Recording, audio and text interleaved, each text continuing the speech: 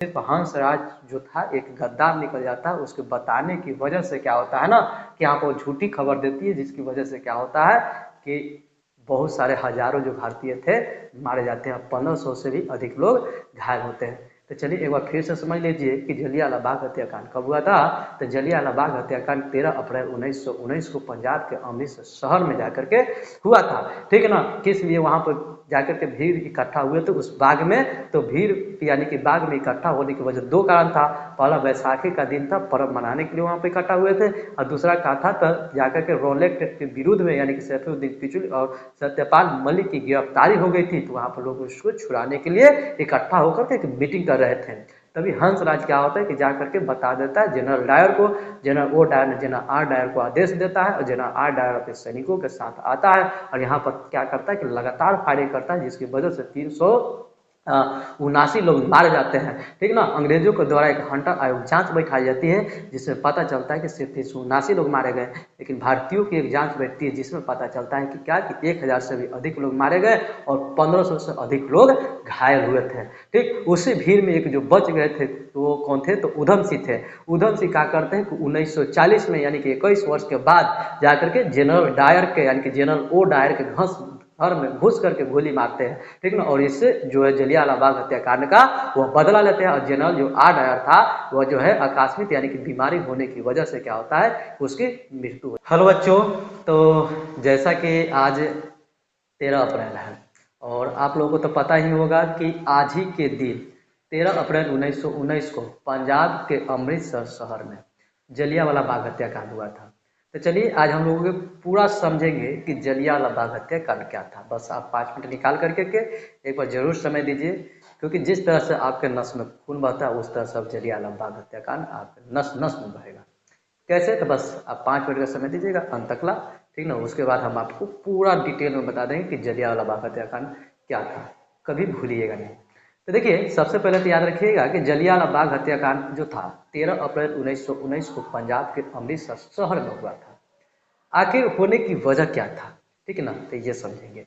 तो देखिए जलियांवाला बाग हत्याकांड जो हुआ था उस समय, तो उस समय होने की वजह क्या था, तो जाकर के सत्यपाल मलिक और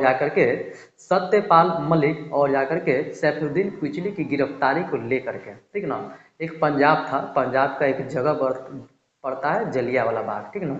उसी जलियांवाला बाग में क्या थे, तो जाकर के भारतीय लोग एक सभा बुलाए हुए थे। सभा में जैसे मीटिंग चल रहा था कि जाकर के सत्यपाल मलिक और सैफुद्दीन किचलू को कैसे जाकर के गिरफ्तारी से छुड़ाया जा सके, ठीक है ना, ये चीज़ था। और दूसरा एक कारण और था वहाँ पर भीड़ होने की, कि उस समय था ना कि बैसाखी का दिन था, ठीक है ना। और जाकर के उस समय जो होता है फसलों के कटने की खुशी में क्या होता है, तो जाकर के वहाँ पर मेला लगता है। तो उस चीज़ को भी लेकर के वहाँ पर सभी लोग इकट्ठा हुए थे और उसी बाग में जो था एक सभा चल रही थी। जैसा कि आप थोड़ा सा इस पर ध्यान देंगे तो जलियांवाला बाग हत्याकांड, ठीक है ना।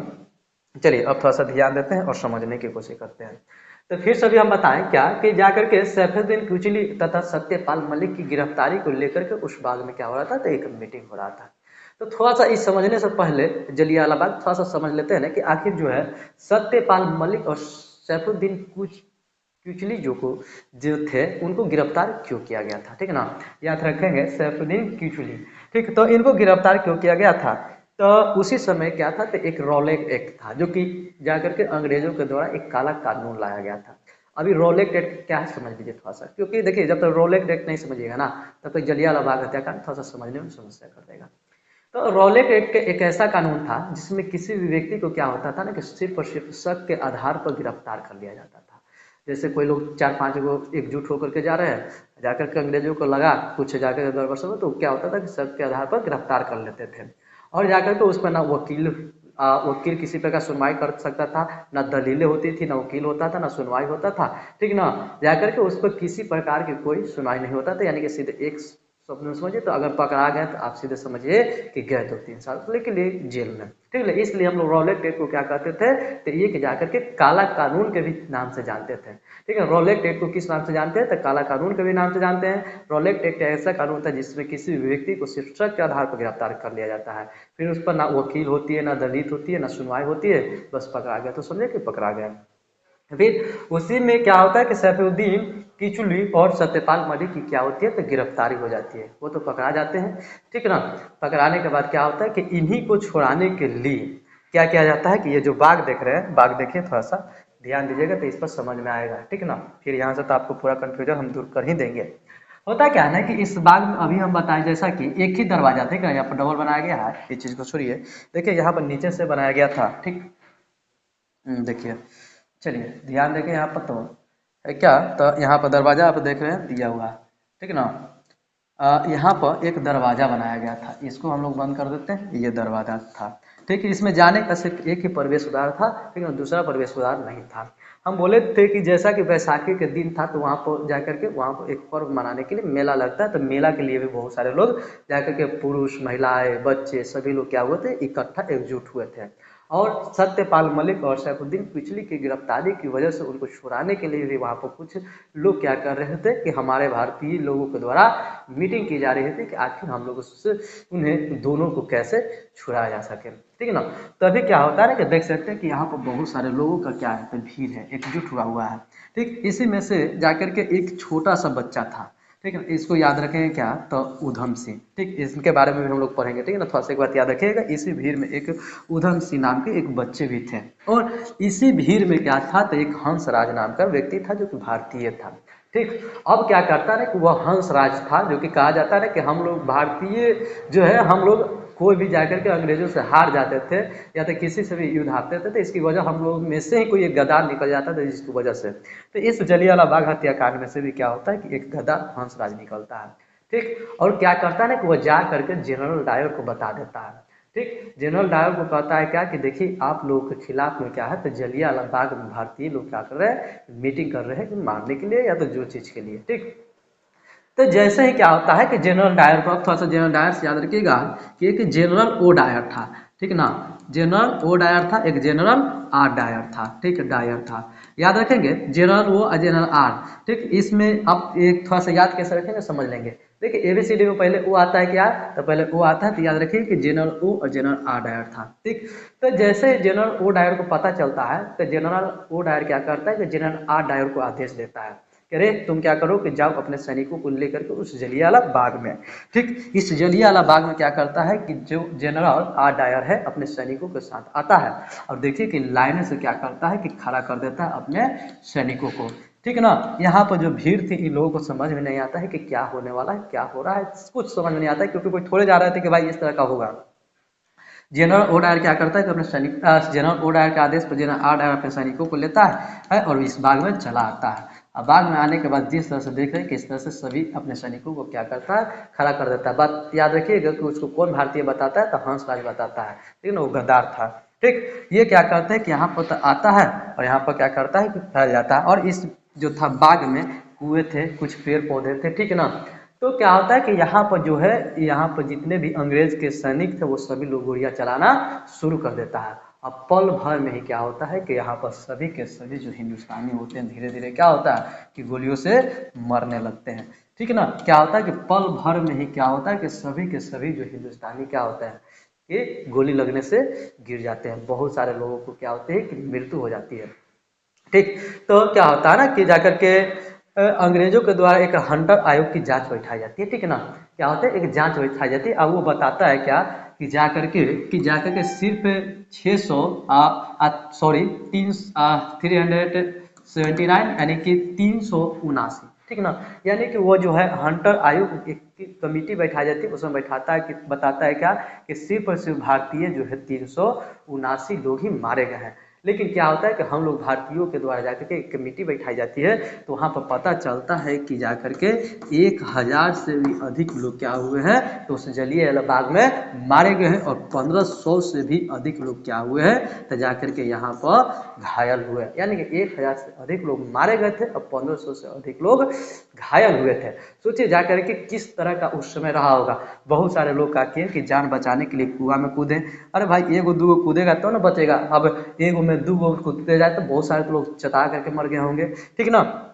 तो ये चीज था क्या, जलियांवाला बाग हत्याकांड। जैसा कि अभी हम बताएं कि उस समय क्या था कि जलियांवाला बाग हत्याकांड में ही एक जाकर के उधम सिंह नाम करके एक बच्चा थे, ठीक है ना। वो बच्चा जो होते हैं क्या कि इनके माता पिता तो इस भीड़ में मारे जाते हैं, लेकिन क्या होता है कि जब बच जाते हैं, ठीक है ना, तो क्या होता है ना कि जाकर के यह 1940 में, कब याद रखिएगा, 1940 में जाकर के जनरल ओ डायर को जाकर के उसके घर में घुस करके गोली से मारते हैं। ठीक, ये क्या होता है कि जैसे अब सोचिए कि General O Dyer General R Dyer था, आर डायर मारता तो वो डायर को क्यों मारे, तो क्या होता है ना कि जनरल आर डायर को कुछ दिनों के बाद क्या किया जाता है ना कि उनको उस पद से हटा दिया जाता है। तो पद से हटाने की वजह से क्या होता है ना कि कुछ बीमारी होने की वजह से क्या होता है कि जनरल जो आर डायर थे, आर डायर की मृत्यु हो जाती है, ठीक है ना, आकस्मिक मृत्यु हो जाती है।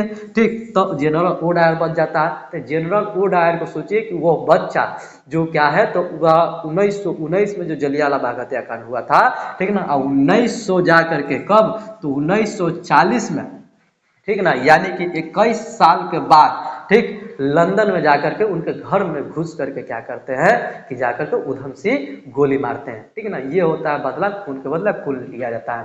ठीक, तो याद रखिए कुछ जाकर के एग्जाम से रिलेटिव है, तो क्या है, तो तारीख जो है 13 अप्रैल 1919 था, वैसाखी का दिन था। ठीक ना, वहाँ पर पर्व मनाने के लिए भी लोग क्या हुए थे, तो इकट्ठा हुए थे। ठीक, स्थान क्या था, अमृतसर यानी कि पंजाब था। कारण क्या था, रॉलेट एक्ट के विरोध में थे। अभी तो हम बताएं कि सैफुद्दीन कोचली और सत्यपाल मलिक की गिरफ्तारी कर ली गई थी रॉलेट एक्ट में, जिसकी वजह से क्या हुआ था, तो यहाँ पर लोग जमा हुए थे और जाकर के किस लिए, तो वहाँ पर पर्व मनाने के लिए भी क्या हुए थे, तो इकट्ठा हुआ था। आदेश दिया था किसने, तो जनरल डायर ने दिया था, यानी कि जनरल ओ डायर ने जनरल आर डायर को क्या किया था, तो आदेश दिया था गोलियां चलाने के लिए। ठीक है ना, यह जो एक सभा बुलाई गई थी, ठीक है ना, तो यह एक सभा थी जो कि शांतिपूर्ण सभा थी। किस तरह का सभा थी, तो एक शांतिपूर्ण सभा था, इसमें किसी प्रकार के कोई जाकर के क्या ना दंगे फसाद वाले किसी प्रकार का नहीं था।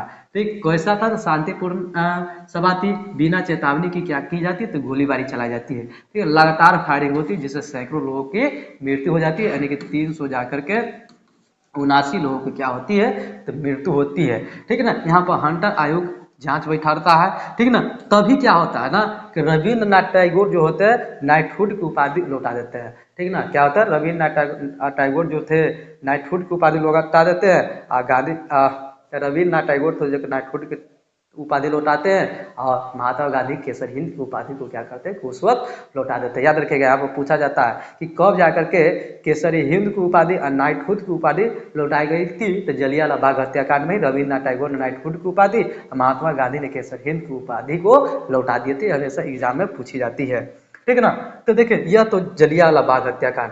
ठीक है, जलियांवाला बाग भारतीय स्वतंत्रता संग्राम का एक महत्वपूर्ण और दुखद अध्याय था। यह एक बहुत ही बड़ा दुखद अध्याय था, क्योंकि यहाँ पर बहुत सारे जो थे अंग्रेजों के द्वारा भारतीयों को मार दिया गया था। सिर्फ हंसराज जो था एक गद्दार निकल जाता है, उसके बताने की वजह से क्या होता है ना कि यहाँ पर झूठी खबर देती है, जिसकी वजह से क्या होता है कि बहुत सारे हजारों जो भारतीय थे मारे जाते हैं, 1500 से भी अधिक लोग घायल होते हैं। तो चलिए एक बार फिर से समझ लीजिए कि जलियांवाला बाग हत्याकांड कब हुआ था। तो जलियांवाला बाग हत्याकांड 13 अप्रैल 1919 को पंजाब के अमृतसर शहर में जाकर के हुआ था। ठीक है ना, किस लिए वहां पर जाकर के भीड़ इकट्ठा हुए थे उस बाग में, तो भीड़ यानी कि बाग में इकट्ठा होने की वजह दो कारण था। पहला वैसाखी का दिन था, पर्व मनाने के लिए वहां पर इकट्ठा हुए थे, और दूसरा क्या था, तो जाकर के रॉलेट एक्ट के विरुद्ध में यानी कि सैफुद्दीन कोचली और सत्यपाल मलिक की गिरफ्तारी हो गई थी, तो वहां पर लोग उसको छुड़ाने के लिए इकट्ठा होकर के एक मीटिंग कर रहे थे। तभी हंसराज क्या होता है कि जाकर के बता देता है जनरल डायर को,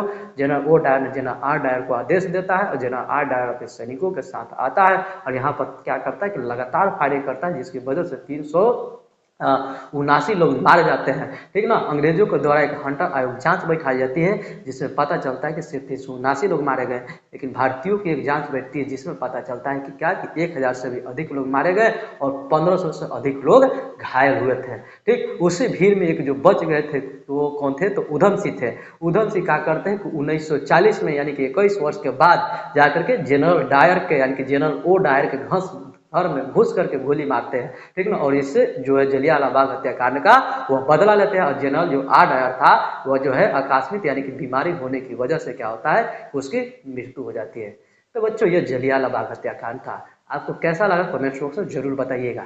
ठीक ना, अगर यह जो है अब ऐसे भी याद नहीं होता तो भाई समस्या एक दुखा जरूर देखिएगा, क्योंकि अब यहाँ से कभी भी जलियांवाला बाग हत्याकांड आप नहीं भूलिएगा। इसी तरह से जितने भी प्रश्न होंगे आपको एकदम शॉर्ट करके आपके बना करके ला दिया जाएगा, ताकि आप 1 से 2 का देखिएगा ना पूरा का पूरा आपके दिमाग में ढुक जाएगा। तो बच्चों वीडियो कैसा लगा कमेंट बॉक्स में जरूर बताइएगा। अच्छा लगा हो तो चैनल को सब्सक्राइब कर लीजिएगा और अपने दोस्तों में शेयर कर दीजिएगा। चलिए हम मिलते हैं फिर से इस तरह के एक नए प्रश्न के साथ, तब तक के लिए धन्यवाद।